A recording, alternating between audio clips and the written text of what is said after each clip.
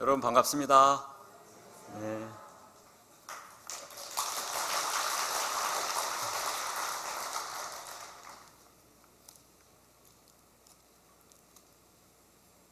제가 계산교회하고 인연이 많은 것 같아요.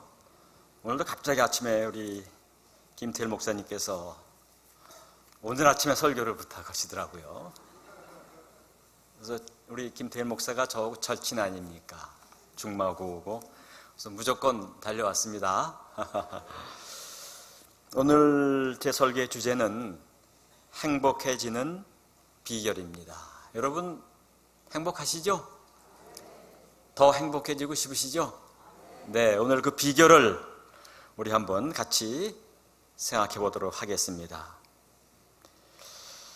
제가 분당에 있는 어떤 교회를 나가는데요, 그 교회에 들어가려면 사람들이 많아 항상 긴 줄을 서야 합니다.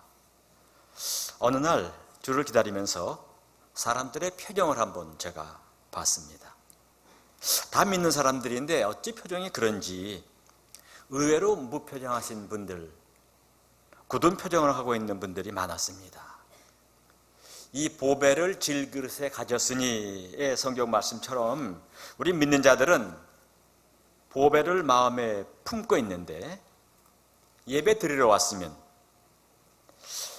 미소가 입가에 잔잔히 띄고 표정에 기쁨과 감사가 묻어나와야 하지 않겠습니까? 그런데 왜 다들 그런 표정일까요?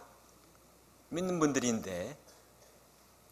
사실 모세가 쓴 시편 90편 10절에 그 답이 있습니다. 제가 오늘 PPT를 올려드렸는데 준비가 그 다음이요. 네. 자, 우리가 이거 한번 읽어보겠습니다. 시작. 우리 연수가 70이요 강건하면 80이라도 그 연수의 자랑은 수고와 슬픔뿐이요 신속히 가니 우리가 날아가나이다. 자, 우리 연수가 70이고요 강건하면 80인데 요즘 강건하면 이제 90으로 이제 우리 수명이 많이 늘었죠. 그 연수의 자랑은 수고와 슬픔뿐이다. 모세가 말했듯이 우리는 평생 수고의 짐, 슬픔의 짐을 지고 살고 있기 때문입니다. 여러분 서로 한번 표정을 봐주세요. 어떻습니까? 행복해 보이나요? 하나님은 우리가 행복하게 잘 살기를 원하시는데 우리는 왜 그렇게 못 살까요? 그 이유가 뭘까요? 미국의 코넬대 칼 팔레모 교수가 이 문제에 대해서 관심을 가지고 연구를 했습니다. 그래서 이런 이제 질문을 만들어서 설문조사를 해봤어요.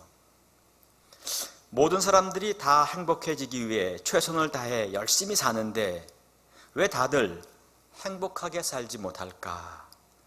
이런 의문을 품고 65세 이상 노인 1000명을 대상으로 다음과 같은 질문을 드렸습니다. 당신의 지나온 삶을 되돌아봤을 때 가장 후회되는 일이 무엇인가? 지나온 삶을 되돌아봤을 때 가장 후회되는 일이 뭔가? 이런 질문을 드렸어요. 1000명에게. 설문 결과 그 사람들이 부자가 되지 못했던 것, 출세하지 못했던 것을 후회할 줄 알았습니다. 그런데 그게 아니었어요. 가족을 잘 챙기지 못했던 것, 마음껏 여행을 다니지 못했던 것들을 후회할 줄 알았는데 그것도 아니었어요. 설문의 결과는 의외였습니다. 사람들이 가장 후회한 일은 평생 너무 염려, 걱정만 하고 살았다는 거예요. 우리 얘기 아닙니까, 여러분?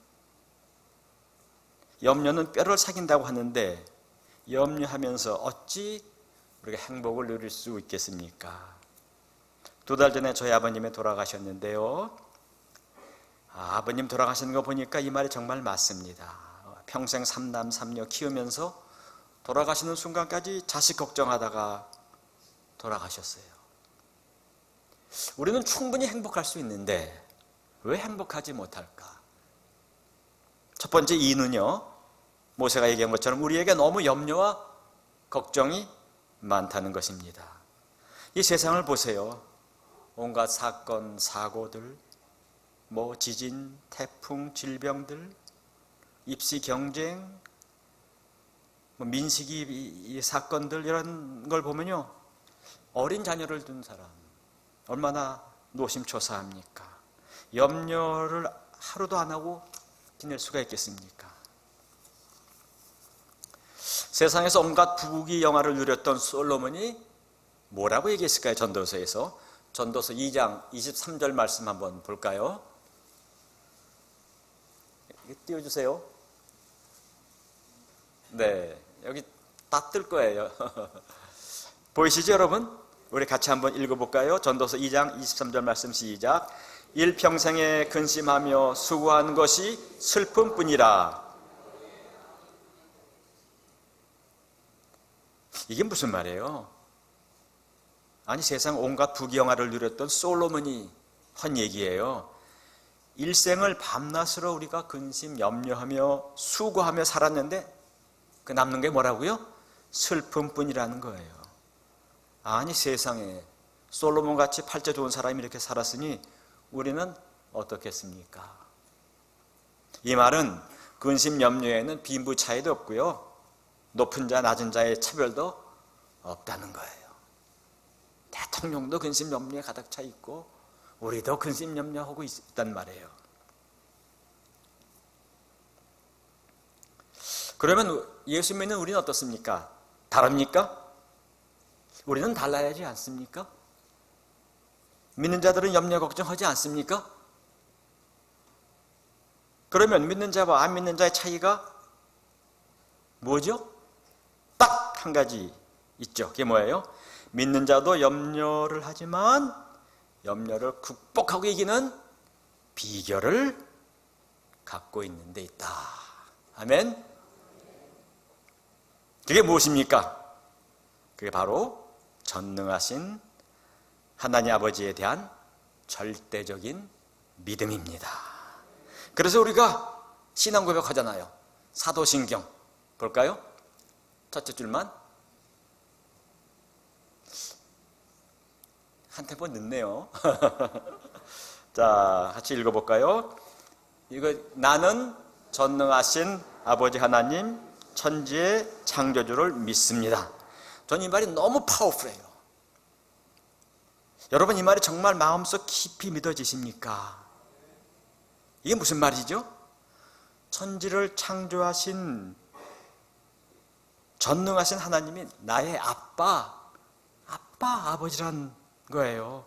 그가 나를 사랑하시고 나를 붙드시고 나보다 나를 더 잘 아시고 졸지도 주무시지 않으시고 실수가 없으신 그런 분이신 거예요. 불꽃 같은 눈빛으로 나를 지켜주시고 세상 끝날까지 나와 함께 하신다는 거예요. 하나님이 나의 아버지고 내가 그분의 아들, 딸인데 도대체 무엇이 걱정이고 무엇이 두렵냐는 겁니다. 저는 이 말씀을 묵상할 때마다 염려가 가라앉는 그런 경험을 하곤 합니다. 여러분, 성경 많이 읽어보셨죠? 네, 성경을 잘 읽어보세요. 하나님이 당신의 자녀들을 얼마나 지극정성으로 돌보고 살피고 보호하고 계신가. 성경을 남이 책 읽듯이 보면 안 돼요. 창세기를 보면요, 형 에서의 복수를 피해 집을 떠난 야곱을 하나님이 얼마나 섬세하게 보호하셨습니까? 잘 아시죠? 애굽의 종으로 팔렸던 어린 요셉을 역경 가운데서 하나님이 얼마나 지극정성으로 돌보셨어요. 나일강에서 갈대 상자에 넣어 버려진 아기 모세를 하나님이 얼마나 신묘막측한 방법으로 그를 구해내시고 인도하셨습니까? 이런 얘기들이 다 남의 얘기처럼 들립니까, 여러분? 아, 하나님이 야곱을, 요셉을, 모세를 이렇게 구원하시고 인도하셨구나 하면서 남 얘기처럼 성경을 읽어서는 안 됩니다. 이게 다 나의 얘기구나, 나의 얘기로 받아들일 수 있어야 합니다. 아브라함의 하나님, 이삭의 하나님, 야곱의 하나님, 그리고 나의 하나님입니다. 아멘. 성경을 읽다 보면은 하나님이 바로 나의 아버지라는 사실을 깨닫지 않습니까? 하나님이 나를 사랑하셔서 나를 아들처럼 딸처럼 돌봐주시지 않겠습니까? 성경 보면요, 고난과 역경을 당하지 않은 인물이 있습니까? 없어요. 우리가 지금 힘든 일, 어려운 일에 처해 있어도 거기에는 다 하나님의 뜻이 있으신 것입니다. 그리고 그것조차도 사실 합력해서 선을 이루실 것을 우리가 믿어야 합니다. 그래서 성경은 우리에게 염려에 대해서 단호하게 말합니다. 자, 어떻게 얘기하고 있는가 한번 볼까요?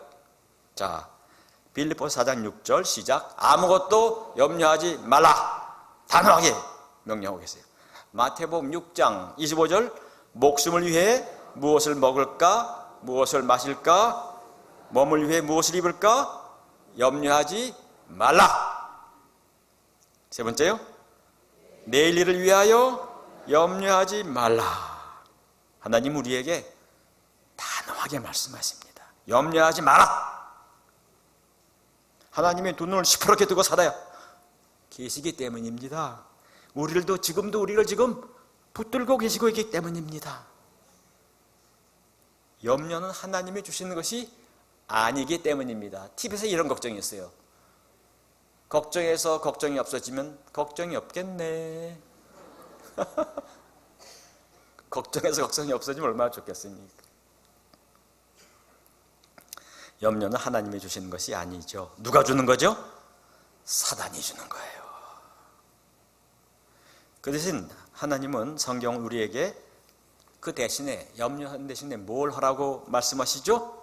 자, 여러분 너무나 잘 아시는 빌립보서 4장 6, 7절 말씀 우리 한번 천천히 같이 읽어보겠습니다. 시작.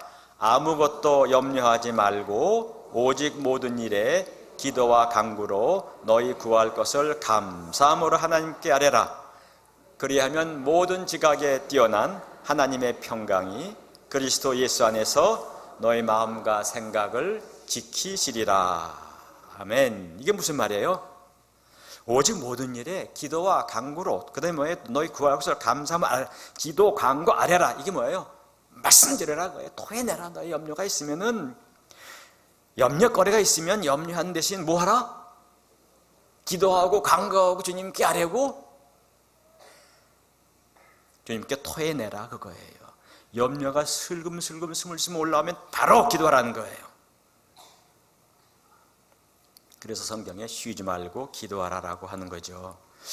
저는 매일 제가 용인에 사는데요, 오후 늦게 광교산에 갑니다. 저희 집 뒷동산이 광교산이에요. 숲속을 천천히 걸으며 자연을 보며 말씀을 묵상하며 기도도 합니다. 한 1시간 반 동안 다녀오는데요, 이 시간이 참 소중해요. 기도하면서 염려거리도 물리치고 또 주님과 대화도 해보고 그래요. 그래서 하루도 가지 않으면 뭔가 허전한 것 같아요. 이렇게 기도할 때요, 그 내용이 염려 반, 기도 반이라도 괜찮다 그거예요. 염려를 기도로 쏟아내라 그거예요. 그런데 염려만 쏟아내지 말고 동시에 하나님 말씀을 붙들면서 간구하라. 어떤 여러 가지가 여러분이 좋아하시는 말씀이 있을 거예요. 우리 하나 볼까요? 이사야서 41장 10절 말씀, 여러분 너무나 좋아하시고 잘 아시는 말씀이죠? 같이 한번 읽어보겠습니다. 시작. 두려워하지 말라. 내가 너와 함께함이라. 놀라지 말라. 내가 네 하나님이 됨이라. 내가 너를 굳세게 하리라. 내가 참으로 너를 도와주리라. 참으로 나의 의로운 오른손으로 너를 붙들리라. 네, 여러분의 어려운 점, 힘든 점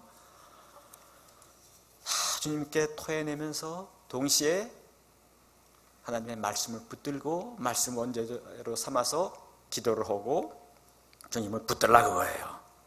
그러면 그렇게 기도하게 되면 염려가 맥을 못 추게 된다 그겁니다. 우리가 다 경험하지 않습니까? 우리가 이렇게 기도하다 보면 어떤 현상이 일어납니까? 기도하다 보면은요, 그렇게 문제는 해결된 게 하나도 없지만 문제를 바라보는 우리의 시각이 달라지죠. 대사많은 것들, 이런 문제들이 많은 조약들처럼 보입니다. 상황은 그대로인데, 해결된 건 하나도 없는데 놀라운 평안이 우리 마음에 임한 것을 느끼지 않습니까? 그 큰 문제가 문제로 보이지 않는 거예요. 왜요? 성령님이 우리 안에 역사하셨기 때문입니다. 여러분, 이 세상 살면서 염려, 문제, 걱정 없기를 바라십니까? 그러세요? 죽으면 돼요. 이 죄악된 세상에서 살면서 염려거리가 사라질 날은 없어요.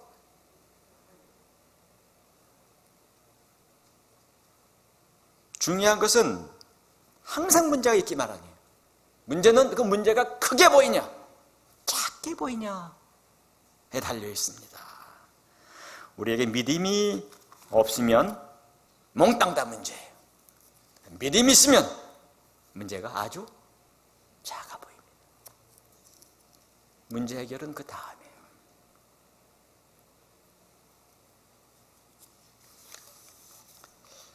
더 나아가 기도를 또 하다 보면요, 새 힘이 솟는 걸 느껴집니다. 제가 이렇게 산에 1시간 반 갔다 오면요, 처음에 이렇게 기가 죽고 어떤 힘도 빠지고 염려 걱정하다가 올 때는 막 그냥 기운이 솟는 것을 느끼곤 해요. 여러분, 염려 때문에 걱정 때문에 다 죽어가던 사람이 말씀 붙들고 기도하다 보니 하나님이 주시는 힘을 느끼게 되는 걸 봤습니까? 그렇게 일어나는 걸 봤습니까? 이게 바로 힘을 얻는 게 뭐야? 염려를 물리친 거예요. 성경은 뭐라고 얘기하고 있죠? 이사야 40장 31절 말씀, 여러분 잘 아시는 말씀입니다.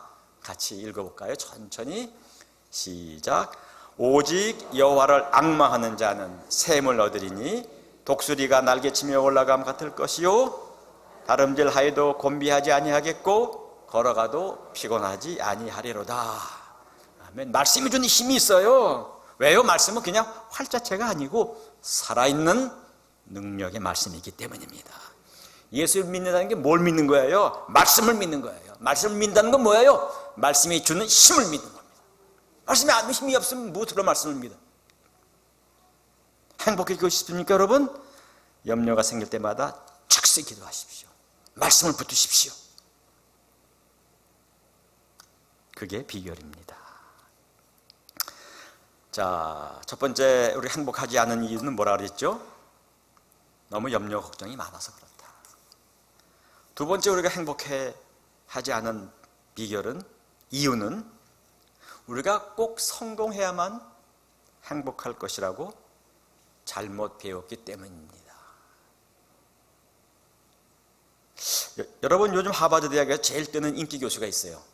40대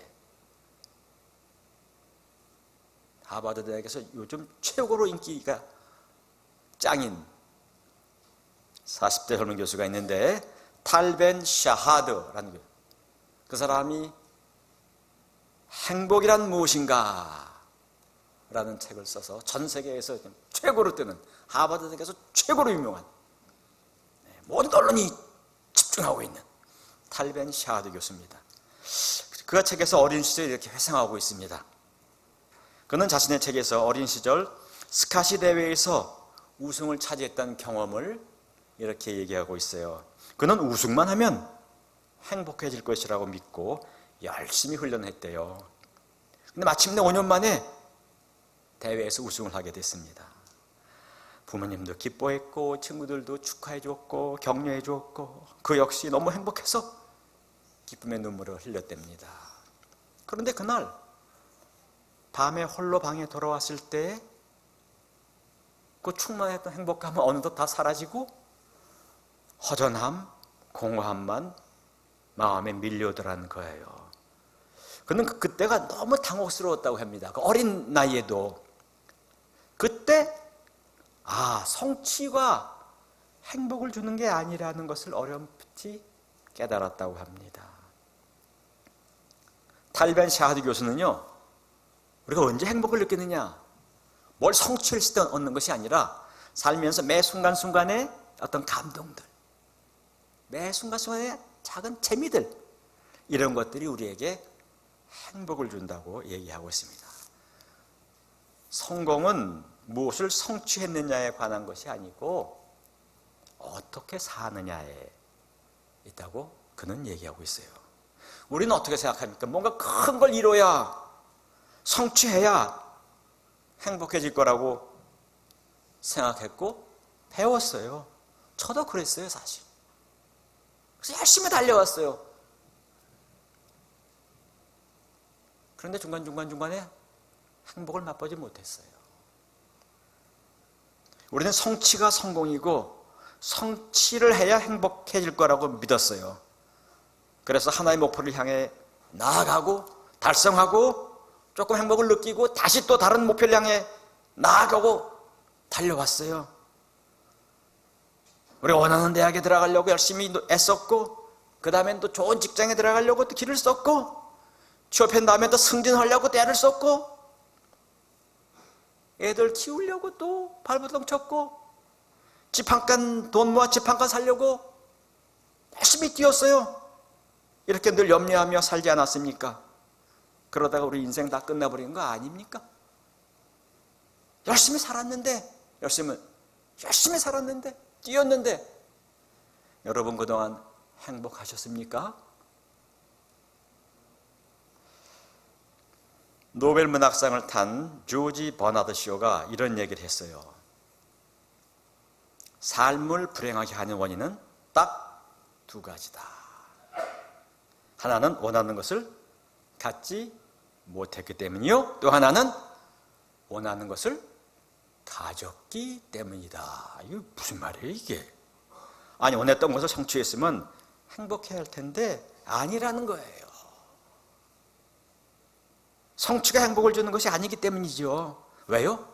인간의 욕심이 한이 없고 끝이 없기 때문이에요.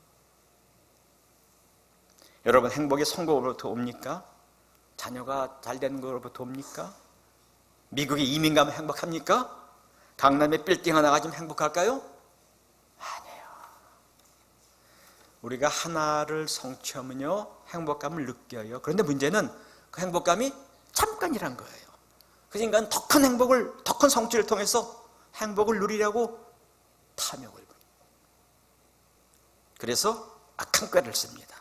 그러다가 욕심이 눈이 멀어 죄를 짓게 되는 거예요. 행복해지려다가 뭐가 돼요? 욕심이 잉태한 즉 죄를 낳고, 죄가 장성한 즉 사망을 낳게 되는 거예요.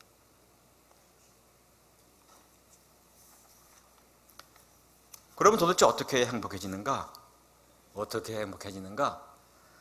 너무 상투적으로 들릴지 모르나 예수 제대로 믿으면 행복해집니다.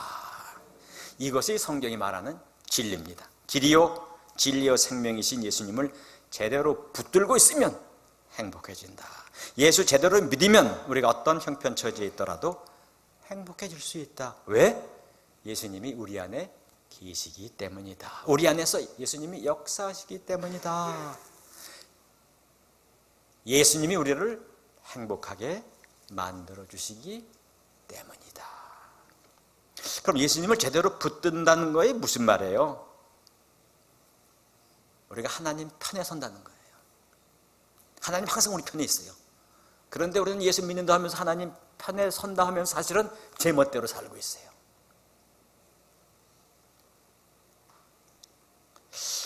하나님은 항상 우리 손을 잡고 계신데 문제는 우리가 하나님 손을 잡고 있느냐, 꼭 붙들고 있느냐. 우리가 그 손을 뿌리치면 하나님의 주신 축복을, 행복을 누릴 수 없다는 겁니다. 여러분 정말 하나님의 손을 꼭 붙들고 계십니까? 링컨이 미국의 제16대 대통령이 되자마자 남북전쟁이 발발했어요. 1년 동안 링컨의 북군은 전투에서 계속 패했습니다. 링컨이 몸무게가 20kg 정도나 빠졌어 버렸어요. 그러던 어느 날 메릴랜드 전투에서 북군의 첫 승전보가 날아들었습니다.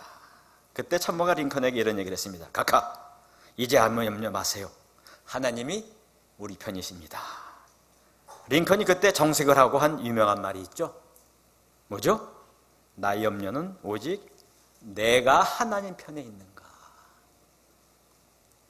그것이다. 우리는 어떻습니까? 하나님이 항상 내 편이 되어주기를 바라지 않습니까? 그러나 우리가 하나님 편에 서 있는 데는 얼마나 관심이 있습니까? 자, 여러분 잘 아시는 시편 23편 1절을 한번 보겠습니다. 우리나라 신도들이 제일 좋아하는 구절이래요. 시작. 여호와는 나의 목자시니 내게 부족함이 없으리로다. 이 말씀을 보면요, 이 말씀대로라면 우리가 복받아 부족함이 없이 행복해야죠. 여호와는 나의 목자시니 내게 부족함이 없이 내가 행복할 것이다. 그런데 우리 살다 보니 어때요? 온통 부족함 투성이 아닙니까? 아니, 말씀이 잘못된 거 아니에요? 아니, 우리가 사는데 온통 부족한 것 투성인데 여호와가 나의 목자인 건 맞습니까? 여호와가 나의 목자이시긴 한데 우리가 그분의 양이 아니기 때문입니다. 문제가 우리 하나님께 있는 게 아니라 우리에게 있는 거예요. 우리가 그분을 붙들고 있지 않기 때문입니다. 그분을 졸졸 따라다니지 않기 때문입니다. 우리는 믿는다면서요, 우리 마음대로 살아요. 욕심에 끌려 살면서 엉뚱하게도 하나님이 우리를 부족함이 없게 해주기를 강구하고 있어요. 하나님은 전능하신데 왜 충만히 부어주지 않느냐 불평하고 있는 거예요. 하나님 우리에게 복을 부어주고 싶어 안달이 난 분이세요. 그런데 복 받는데 조건이 있다고 해요. 조건이 있어요. 뭐죠? 내가 말씀에 진정 순종하는 양이냐는 것이다. 내가 하나님 편에 섰느냐는 것이다. 하나님이 우리 손을 붙드셔도요, 우리가 그 손을 뿌리치면 우리가 복을 받을 수가 없어요. 여러분, 주님의 손을 놓치지 말기 바랍니다. 탐심 탐욕에 끌려다니지 말기 바랍니다. 자, 우리가 살면서 행복하지 않는 마지막 이유는 하나님이 지금까지 우리에게 베풀어 주신 은혜를 저는 몽땅이라고 했어요. 잊어버렸기 때문입니다. 많은 사람들이 이런 얘기를 해요. 왜 행복하지 않은가? 나 강남에 아파트가 없어서 불행해. 그거 하나 있으면 행복할 것 같아. 사업이 형통치 않아서 애들이 원하는 대학에 들어가지 못해서 나는 행복하지 않다고 생각합니다. 그렇습니까, 여러분? 강남의 아파트 한 채 행복할 것 같습니까? 아니에요. 우리가 왜 여전히 부족한 게 많고 남들이 잘 되는 것이 부럽고 우울하고 그렇습니까? 하나님이 이미 우리에게 베풀어 주신 모든 은혜를 잊어버렸기 때문입니다. 하나님이 우리에게 주신 은혜를 망각하고 세상만 바라보느라, 또 남과 비교해 보느라 그렇게 살고 있기 때문입니다. 나의 나된 것이 다 하나님의 은혜입니다. 이렇게 늘 고백하고 사십니까? 아니면 내가 예수 잘 믿는 것 같은데 교회 열심히 나갔는데 왜 나는 왜 이 모양 이 꼴로 살지? 왜 나는 되는 게 없지? 이러고 계십니까? 우리는 이미 엄청난 하나님의 은혜를 받았는데 축복을 이미 많이 받았는데 그것을 다 잊어버리고 살고 있는 거예요.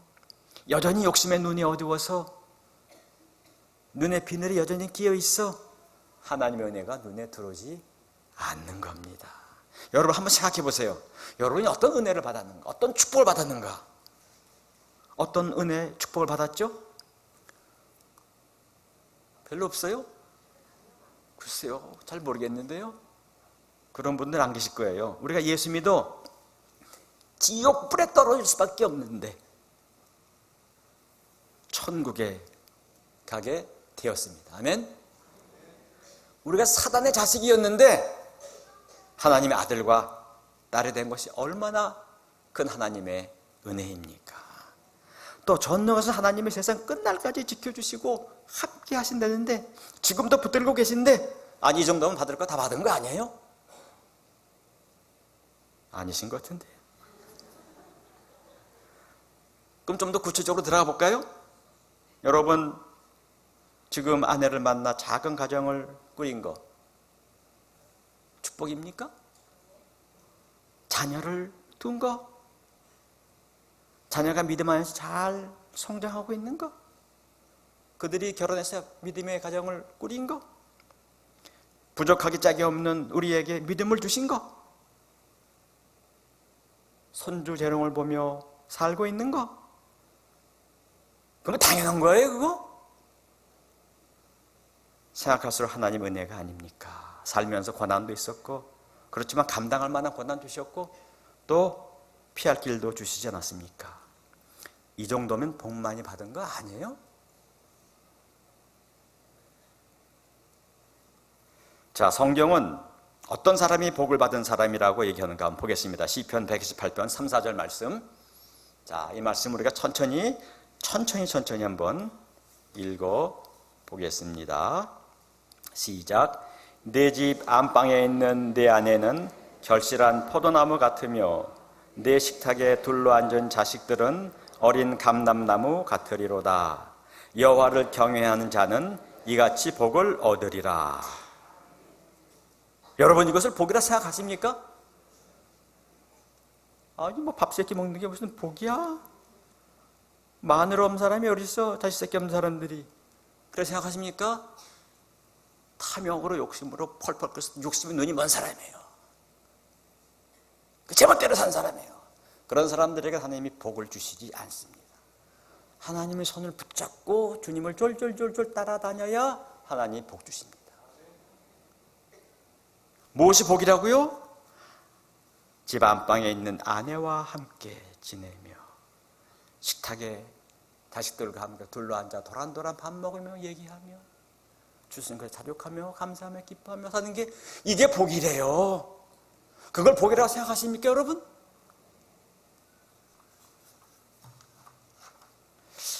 여러분 하나님이 여러분께 무엇을 주면 행복하겠습니까?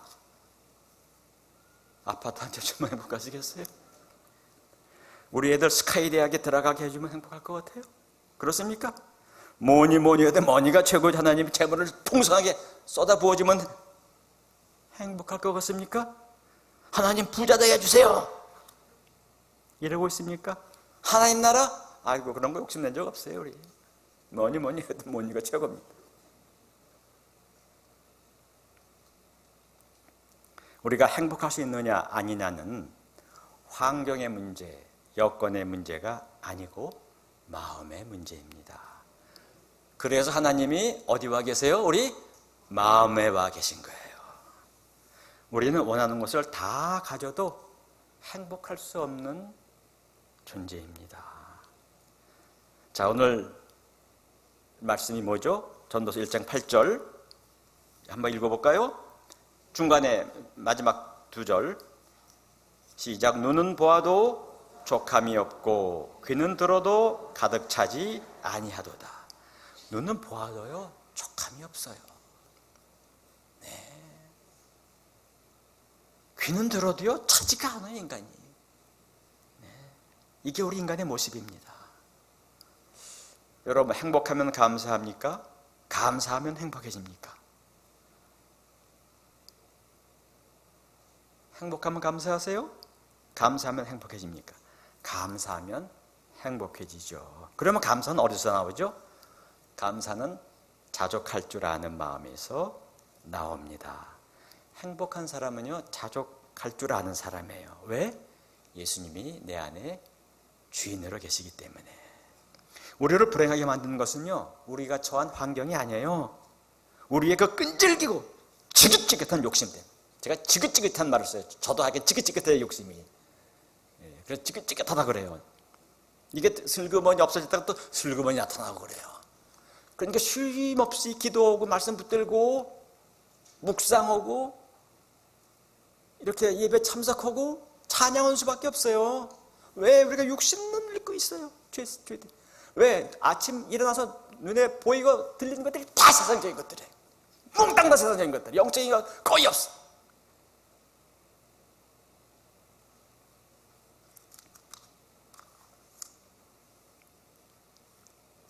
끈질기고 지긋지긋한 욕심. 예수 믿는 게 뭐죠? 예수 믿는다는 것은 예수님을 선택했으면, 선택이라는 것은 뭘 포기한 거예요. 여러분 예수 믿고 뭘 포기하셨어요? 포기한 거 있으세요? 포기한 거 하나도 없고 더 얻기 원하세요? 예수를 믿었으면, 선택했으면은, 선택은 뭘 포기했다는 뜻이에요. 그럼 뭘 포기하셨어요? 저는 물욕을 포기했어야 된다. 뭐를요? 물욕, 욕심. 네.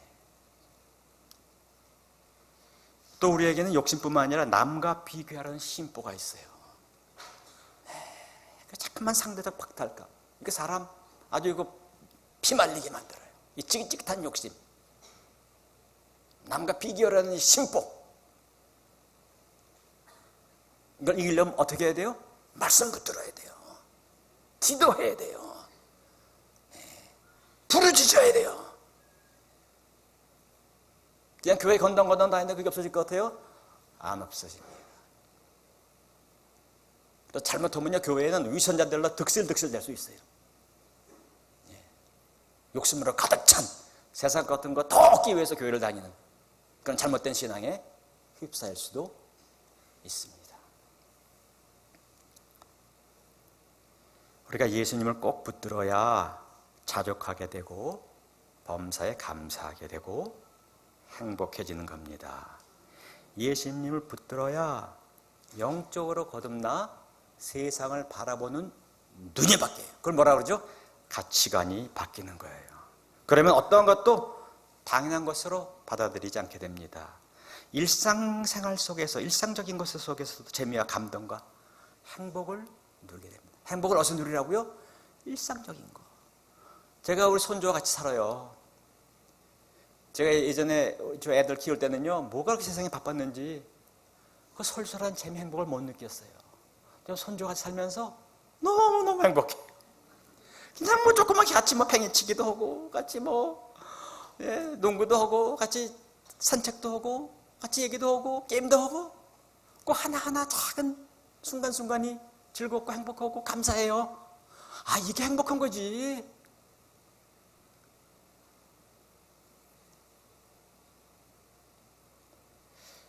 뒷산에 갈 때마다 다양한 단풍들이 눈에 가득 들어옵니다. 이제는 단풍 같은 거 안 들어왔잖아요.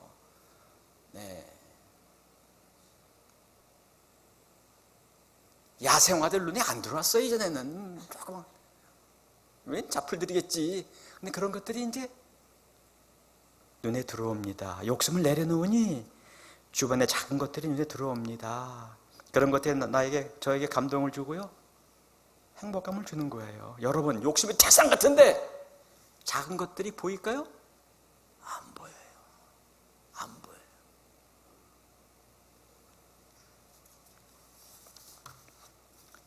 우리가 이미 하나님께 받았고 누리는 것이 얼마나 많습니까? 그리스도의 목표는요, 돈을, 재산을 끝까지 지키는 거 아니에요. 믿음을 끝까지 지키는 겁니다. 여러분, 연세가 많이 들면 들수록 믿음이 성장할 것 같아요? 그렇습니까, 여러분? 아니에요. 나이가 들수록요, 믿음 떨어집니다.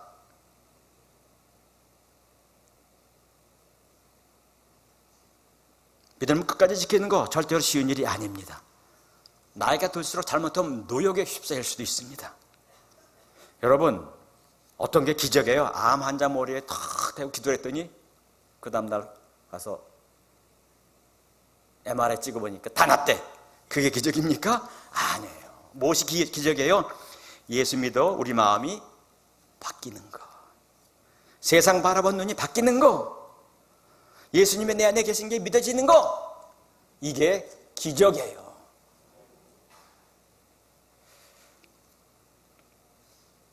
예수님으로 행복해지는 것이 기적입니다.